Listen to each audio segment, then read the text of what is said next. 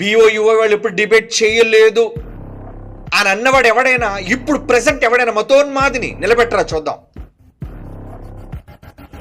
Offer నీకే. నీ సరదా తీర్చేయాలి, ఆడి సరదా కూడా తీర్చేయాలి, ఇద్దరు సరదా తీరిపోవాలి కదా. వాడే గజగజలాడిపోయి కండిషన్లకి సంతకం పెట్టలేక గజగజ వణుకుతున్నాడు.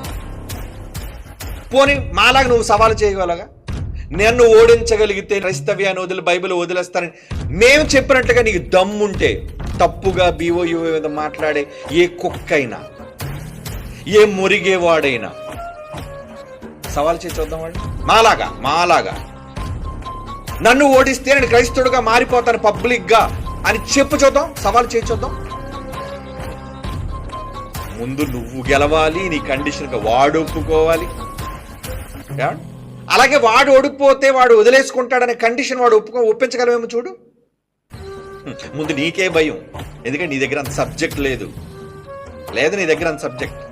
ఇక వాడు చాలా పిరుకోడు, డిబేట్కి అయితే వస్తాడు కానీ ఛాలెంజ్కి అయితే రాడాడు, సంతకాలు పెట్టి అగ్రిమెంట్కి అయితే రాడాడు. మరి ఎందుకురా అనవసరంగా మాట్లాడతారు? సరే మీ స్వభావం ఎలాగా, అరవటం మీ స్వభావం కాబట్టి అరుచుకోండి. నీ దగ్గర ఏదో తేల్చుకోవాల్సిన అవసరత మాకు లేదు.